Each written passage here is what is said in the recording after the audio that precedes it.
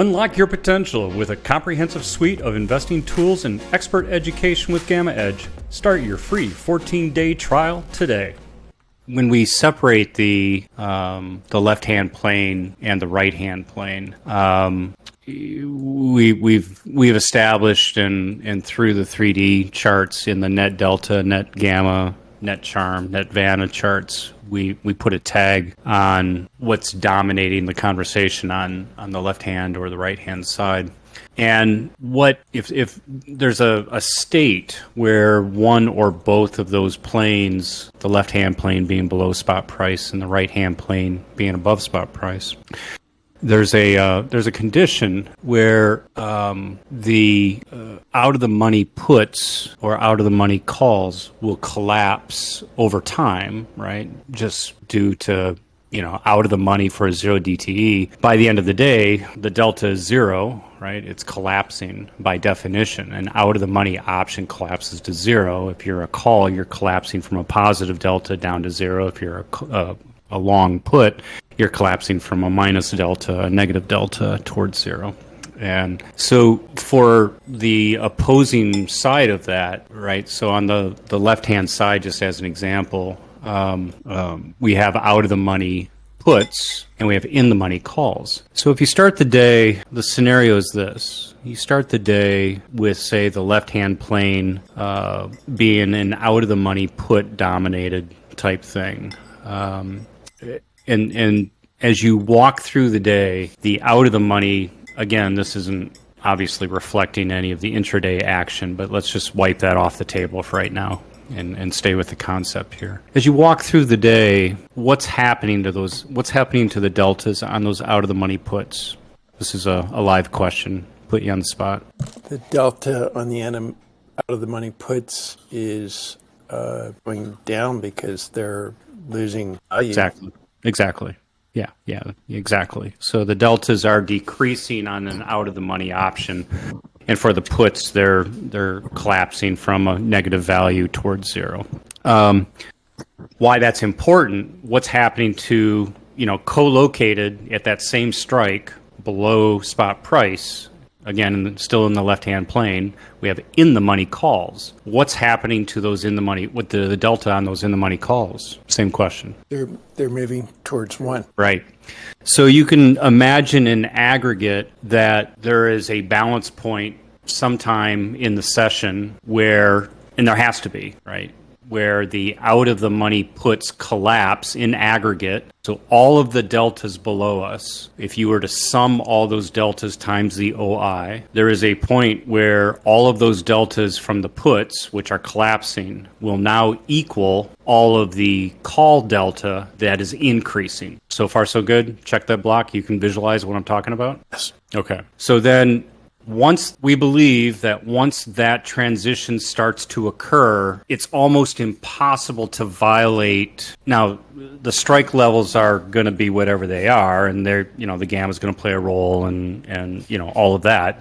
This doesn't change that aspect of this. But if you believe, like we do, if you believe that charm flows from the decaying puts is supportive as long as those puts remain out of the money, well, at some time in the day on a 0 DTE, those puts don't exist anymore. But what does exist?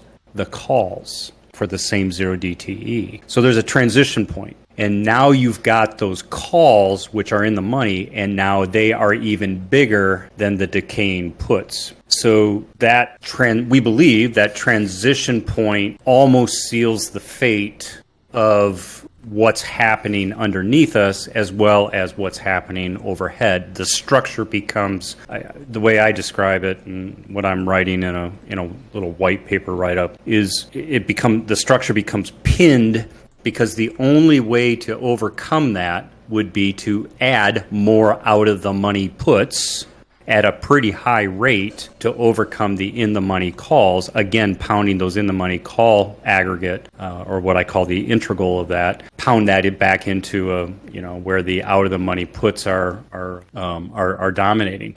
Now, of course, strike price moving around is going to affect that balance. To some degree, that's what COTMP and COTMC are measuring, but not, the math is different. But you get the idea behind this. And so, this morning in my write-up, I said something along the lines, I don't have it up on the screen right now, but it was something along the lines, if we lose 44.75, especially later in the day, which was the dominant put-dominated strike for the complex today, if you lose that, and that now becomes in the money, everything above us is going to go almost guaranteed in the money puts above, because of that 44.75 turning in the money, because it's the dominant gamma, and it's everything above it is out of the money calls, and just the balance of puts and calls for the day, it almost seals the fate. And I think, Terry, I'm going to call on you right now, but I think you have seen in the past kind of the reverse effect on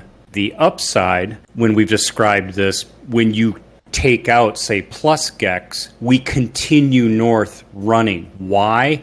Because there's so much that is now, the calls are in the money below us. We pass up through plus GEX. What was out of the money is now in the money, and now we get all of this support underneath us, and the decay is towards a limit of +1 for an in-the-money call. Well, this is what I've been describing, is that scenario where the 44.75 was in the money put, and where that transition occurs once we crossed over 44.75, it makes it incredibly difficult, unless we see a lot of calls getting opened and puts getting closed, to make that rebound. So looking at the price chart today, we have a V pattern in some of the price structures in the indices that tells me that there was, we hit a level and then people decided to start closing puts.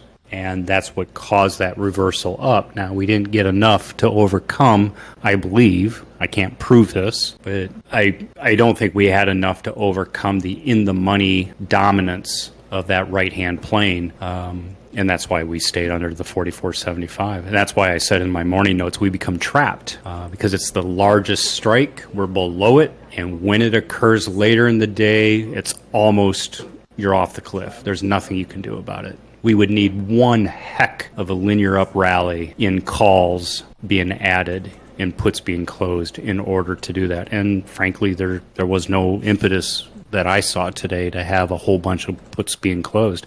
In fact, I would argue puts were added today, looking at the Valu-Valdi command, and they were added for the week. So tomorrow, I'm not convinced we're out of the woods yet, not until I see the morning structure. I don't think 4600's in our crosshairs yet, although it is was, and it still is tonight.